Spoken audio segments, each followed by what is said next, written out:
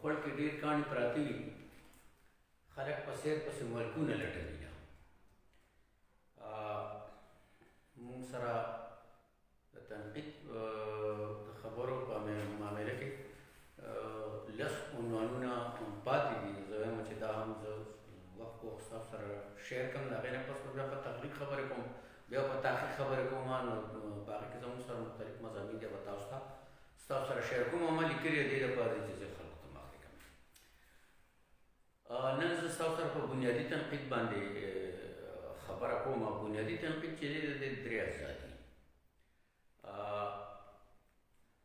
په الهامي کیفیت کې چې کوم خیال د اظهار لپاره د تجریدي حیثیت نه وجودي شکل اخلي، نو د لفظونو او محاورو جامې واغوندي او د خپل ځان سره په یو لاس کې معنا او په بل لاس کې خیال راوړي. موضوعي ادب چې کوم دی دا د بنیادي تنقید برخه ده. موضوعي ادب، فني ادب او معنوي ادب د بنیادي تنقید برخې دي. موضوعي تنقید ته خیالي تنقید هم ویلی شي، ځکه چې په انساني ذهن کې ډېر موضوعات په یو وخت کې شریک پراته وي. د خیالاتو کومه حصه چې د اظهار شکل واخلي نو دا فکر شي. د خیال نه راواخله د فکر کولو پورې عملي کیفیت ته، د خیال نه راواخله د فکر پورې عملي کیفیت ته تصور ویلی شي. ځکه چې تصور د خیالاتو سه حصه د تصویر کولو دپاره تصور کیږي، نو د دې وجې نه د دې تصویر کولو دپاره د دې نوم تصور دی. دا غور چې کم کیږي نو د دې ته تصور ځکه ویلی شي چې دا ستا د خیال یو مخصوصه حصه تصویري شکل ورکولو دپاره هڅه کوي. نو د دې دپاره د دې عملي کیفیت او د غور کولو نوم چې دی دا تصور دی، او دا یو تجریدي څیز دی. تصور هم تجریدي څیز دی، ښکاري نه، وجودي نشته، وجودي څیز نه دی.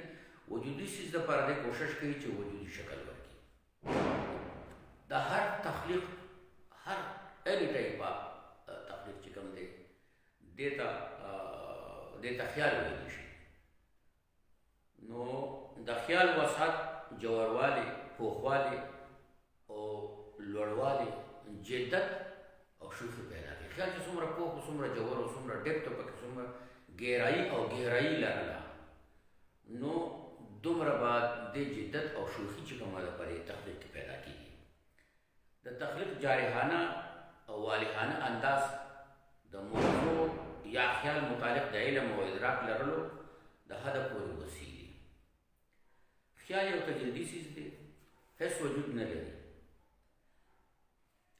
یو خیال د لفظونو، یو خیال چې کوم دی دا د لفظونو په قسمه قسم جامو کې په څو څو معنو کې ظاهرول د تخلیق د فن معیار دی او کمال دی. ځکه څوک د یو خیال یوه معنا او څوک هم د دغه خیال بله معنا اخلي. د خیال نه معنا را پیدا کول او د معنی نه بله معنا پیدا کول یو هنري کمال دی. نیغ په نیغه پردی خیال ځان ته شمارل بد اخلاقي ده، او دا کار سرخه ګڼلی شي، مصروفه مال دغې ته ویلی شي. دا کار سرخه ګڼلی شي چې یو سړی پردی خیال خپل ځان ته شماري. نو د خیال نه خپل یو خیال او د معنی نه خپل یو معنی پیدا کول یو ډېر ښه تخلیق او هنري علم دی. د هر چا د خیال د اظهار سره د هر چا د خیال د ظاهرېدو سره د سړي خپل یو خیال هم را پیدا کېږي. دا زوړ موجوده خیال چې کوم تاثرات پیدا کړي، نو د هغې په ترڅ کې د جذباتو او احساساتو په نوي منفرد کمالي رنګونو کې ولړلی شي، او بیا د دې زوړ خیال نه نوی خیال او زړې معنی نه یوه نوې معنی را پیدا شي. دا عمل د لیکوال د هنر، پوهې او کمال پورې حد لري. تخلیقکار چې د خپل خیال څومره خیال ساتلی شي، دومره به د هغه د لیکنې ځمکه ښېرازه وي.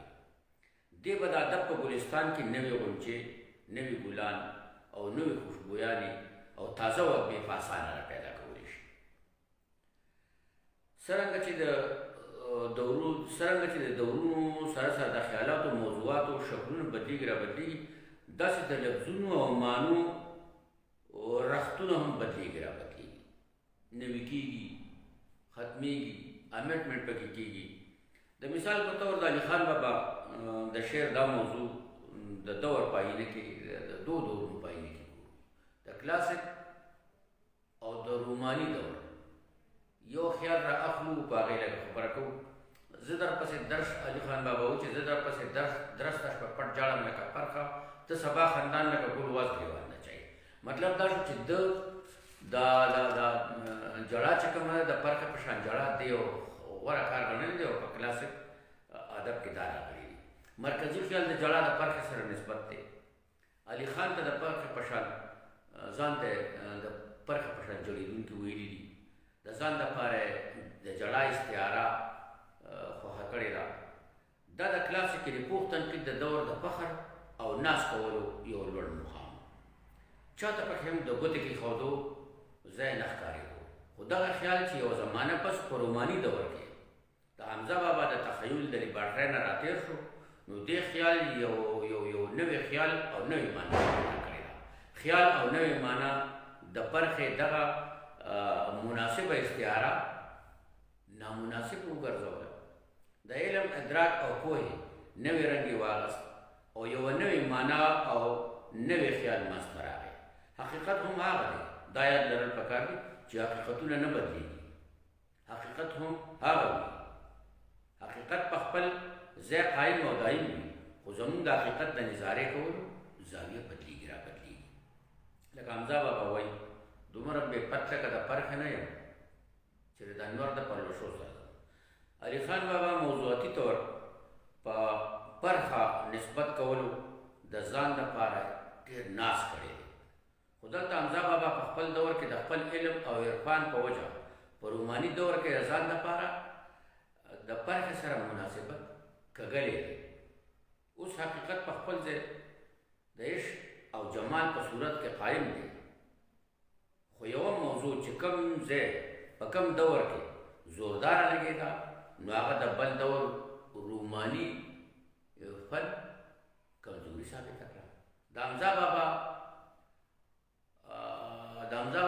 خیال او نوې معنا بېشکه چې د علي خان بابا د موضوع په ترڅ کې را پیدا ده، خو دا د علي خان بابا د خیال او معنی یو بل اړولی شکل دی چې خیال او معنی جدت لري، خو په حقیقت هیڅ قسمه د بدلون اثرات نه پرېوځي. خپل تنقیدي علم په خپل فن کې په خپله په کار راوستل ډېر اهم کار دی. د چا په شاعرۍ کې که څه غلطي چاته ښکاره شي، نو بې اجازته اصلاح کول بد اخلاقي ده. د چا په شعر کې قصدن ټکي بدلول او غلطي پیدا کول ښه خبره نه ده. د اصلاح په نیت د چا په شاعرۍ کې د هغه په رضا بدلون پکار دی. په پرده کې په سړیتوب هغه ته خپله غلطي ورپه ګوته کول پکار دي، یا په تنقیدي نشست کې ورته غلطي ښول پکار دي او اصلاح ورله پکار ده. که خپله غلطي نه تسلیموي، نو دا داسې غلطي کوي چې دا دویمه غلطي پیدا کوي. نو سر ورسره خوږول نه دي پکار. موضوع د شعر بنیاد دی.